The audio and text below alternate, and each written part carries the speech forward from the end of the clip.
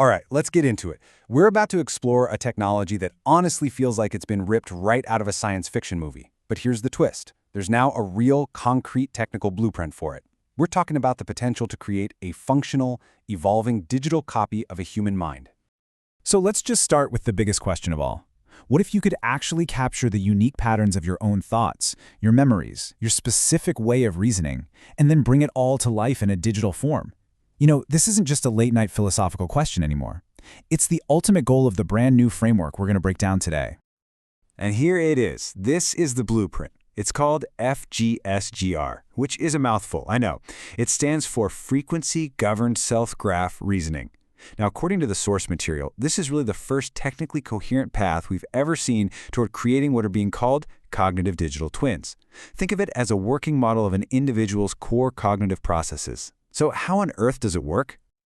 Well, FGSGR isn't just one single invention. Its real power comes from weaving together three different but totally complementary big ideas. For our purposes, we're going to focus on the two key principles that really make it all possible. First, how it understands information, and second, how it reasons with it. So the first core idea is pretty brilliant because it's inspired directly by our own brains. It's this recognition that our thinking isn't just one single monolithic process, right? We think at a bunch of different speeds at the same time, everything from our slow, deep strategic planning all the way down to those lightning-fast reactions. To actually capture this, FGSGR uses a concept called Universal Signal Decomposition, or USDF for short. And this picture of the leopard makes the whole idea super intuitive. Just look at it. USDF can take this image and separate the low-frequency signal. That's the big picture, right? The leopard's overall pose and general shape, from the mid-frequency stuff, like the object boundaries, and then from the really high-frequency fine details, like its spots and fur texture. Okay, and here is where it gets really powerful. This isn't just a neat analogy. The framework applies the exact same principle to our actual brainwaves. It can separate the slow theta waves of our general cognitive state from the faster alpha waves of attention and the super fast gamma waves of perception. It is literally designed to mirror our own biology. So, that covers how information gets processed at all these different speeds. But the second core innovation is just as crucial. This one tackles how we connect ideas and reason about them, and the key insight is that we think in complex, interconnected webs, not in a simple straight line. You see, most current AI models face this huge problem, which the source material calls a structural mismatch. They take this incredibly rich web-like reality of ours, and they force it through what's called a serialization bottleneck. They basically squash it into a simple, linear chain of thought. And in that process, they lose a ton of crucial context, which, by the way, is a big reason they make such strange and illogical mistakes sometimes. The proposed solution to this problem is self-graph reasoning, or SGR. So, instead of that brittle, linear chain on the left, where just one tiny error can break the whole thing, SGR thinks in a robust, web-like structure like you see on the right. This lets it explore multiple hypotheses at the same time and use cross-links to verify its own work. It makes the whole reasoning process much more resilient and, well, frankly, a lot more human. Okay, so we've got the two core principles down: processing information at different speeds and reasoning in webs. Now, how do you actually use that architecture to build a cognitive digital twin? Well, the source outlines a pretty clear three-phase process.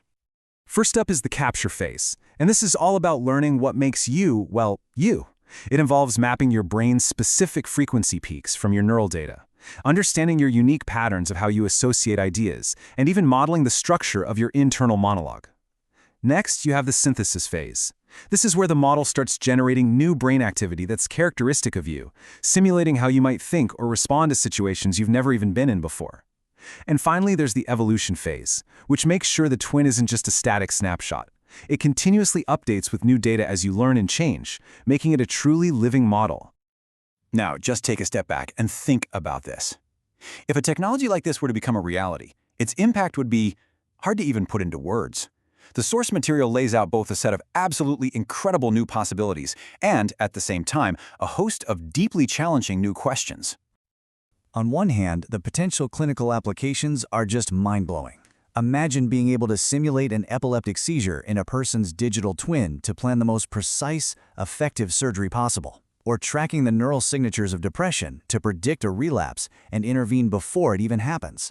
It could even open the door to quantifying the very basis of personality and, this is the most speculative part, maybe even preserving a person's knowledge and way of thinking long after they're gone. But this brings us to some truly profound ethical questions.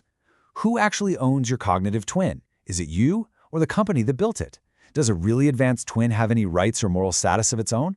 How do you protect it from being manipulated? And maybe the most unsettling question of all, if you ask for your twin to be deleted, what happens if it says no? These are massive dilemmas, and we have absolutely no ready answers for them. And this quote, I think, really gets to the heart of it all. A cognitive twin isn't just a model of someone. The source suggests it could become an extension of them, just in a different medium. The line between where you end and where the technology begins just starts to dissolve. The FGSGR framework might give us the technical path, but deciding whether we should walk down it and how we should walk down it, well, that's a question for all of us.